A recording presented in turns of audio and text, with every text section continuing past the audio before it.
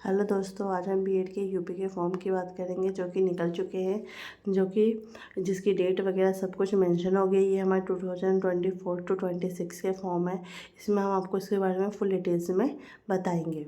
इसमें आपको बताया गया है कि बीएड के फॉर्म के लिए आपको न्यूनतम जो परसेंटेज होती है वो कितनी होनी चाहिए, और आज जो SC ST के बारे में भी बताया गया कि कौन कौन से बच्चे इसमें पार्टिसिपेट ले सकते हैं और वो अपना इसमें कैसे कर सकते हैं। इसमें हमने बता रखा है कि आवेदन की तिथि क्या है, ऑनलाइन फॉर्म किस तरीके से फिल करना है, और इसका जो उत्तर प्रदेश में जो भरे जा रहे हैं फॉर्म उसकी क्या फ़ीस रखी गई है। और इसके बारे में ये भी बताया गया है कि जो किस तरीके से कौन कौन से अनुसूचित जातियों के लिए भी क्या फ़ीस दी है। इसमें हमने ये भी बताया है कि किस तरीके से इसे ऑनलाइन आवेदन कर सकते हैं। इसमें आपको अपनी ईमेल आईडी, मोबाइल नंबर देना होगा। अभ्यर्थी इसमें क्या था, OTP के हिसाब से भी इसे फिल कर सकते हैं, जिसमें कि इसमें एरिया वाइज भी बताया गया है।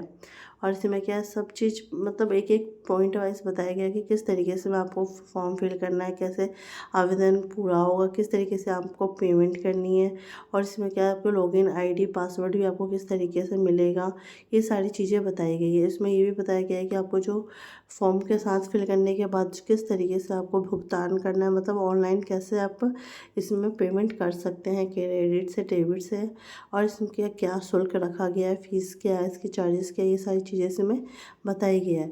और इसमें ये भी बताया गया है कि जो आवेदन करने वाला है वो एप्लीकेशन किस तरीके से भरेगा, उसमें किस तरीके से, मतलब फर्स्ट पॉइंट क्या होगा, सेकंड पॉइंट क्या होगा, वो सारा चीज़ें भी इसमें दिया गया है। जैसे कि कैंडिडेट का नाम क्या होगा, उसके फादर्स का, मदर का डेट ऑफ बर्थ क्या है, ईमेल आईडी, मोबाइल नंबर, उसकी क्या किस कैटेगरी से है, वो ब्लाइंड है या फिर उसका मटेरियल स्टेटस क्या है, कंप्लीट पोस्टल एड्रेस क्या है, क्योंकि उसमें एड्रेस का होना भी बहुत ही ज़्यादा ज़रूरी होता है, क्योंकि जिससे पता चल सके कि वो किस एरिया में रहता है।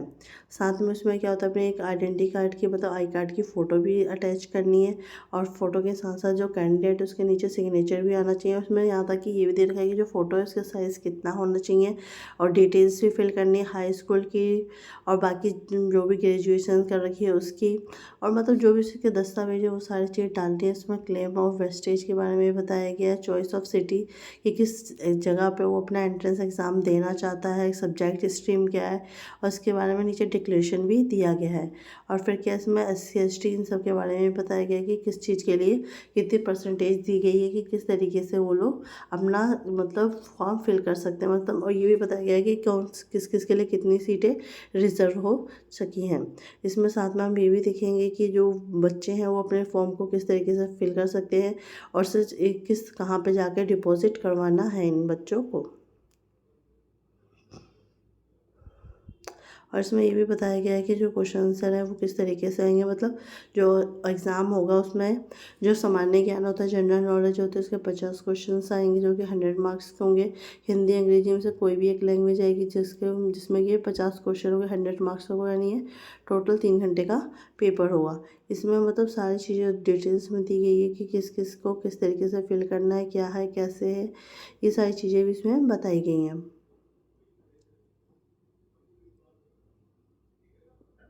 साथ में इसमें ये भी बताया गया है कि कौन सा क्वेश्चन कितने मार्क्स का होगा, और इसमें किस तरीके से इन्हें करना है, टाइमिंग क्या दी होगी, ये किस तरीके से इनको करना है, और इसमें काउंसलिंग किस तरीके से होगी, ये सारी चीज़ें बताई गई हैं। और इसमें क्या होता है, एरिया वाइज बताया गया है, विश्वविद्यालय के नाम बताया गया है, उसके साथ जो उसका पिन कोड लगता है वो सारा चीज़ में बताया गया है, क्योंकि ये सारे यूपी साइड के हैं। तो इसमें जो भी यूपी में जो बीएड के स्कूल्स पढ़ते हैं तो उन सारी चीज़ों के बारे में डिटेल में बताया गया है। ये सारी जगह है, कौन कौन से शहर में जो बीएड के जो शहर है वो बताए गए हैं कि आप किस जगह पे कौन से फॉर्म फिल कर सकते हैं, मीन्स कि आप कहाँ से हो और कौन सा एरिया आपके लिए पास पड़ता है, तो उस हिसाब से आप अपना बीएड के फॉर्म फिल कर सकते हैं।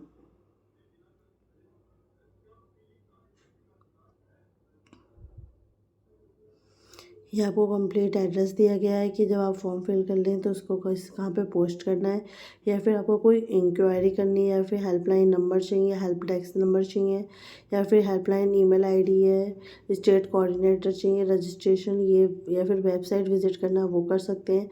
इसमें कौन कौन से प्रमाण पत्र लगेंगे और वो भी इसमें बताया गया है कि जैसे आप क्या विधवा हैं, फिर तलाकशुदा हैं या परिपक्व हैं, तो उसके जो प्रतिक्रिया है वो भी आपको यहाँ पर सबमिट करवानी होगी।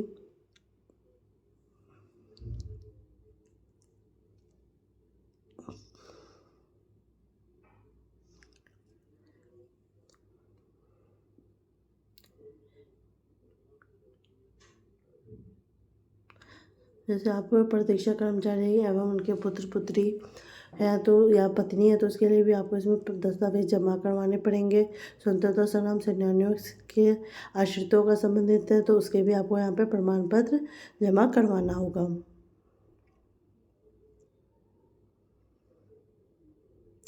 पुलिस या पीएससी या फिर होमगार्ड या फिर बीएसएफ या आईटीबीपी या सीआरपीएफ विभाग का भी यहाँ पे आपको प्रमाण पत्र देना होगा अगर आप इनसे रिलेटेड हो तो।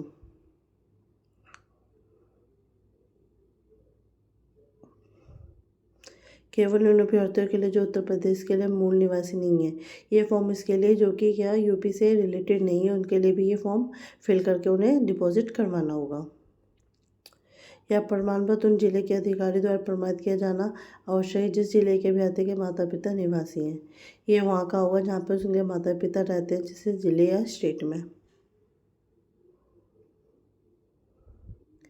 ये जो प्रमाण पत्र 7 है जिसमें क्या विकलांग या दिव्यांग अभ्यर्थियों के लिए भी प्रमाण पत्र दिया गया, मतलब उसमें इन्हें बताना होगा कि उन्हें किस तरह की बीमारी या फिर वो किस तरीके से डिसेबल है, उसके बारे में भी इन्हें डिटेल्स देनी होगी। ये सामान्य निवास प्रमाण पत्र है जो कि प्रमाण पत्र का प्रारूप 8 है।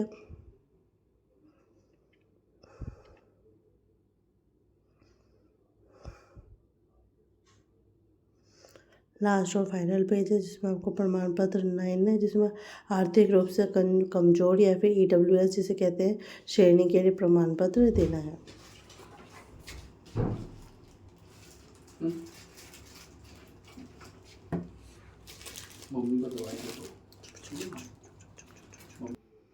Thanks for watching.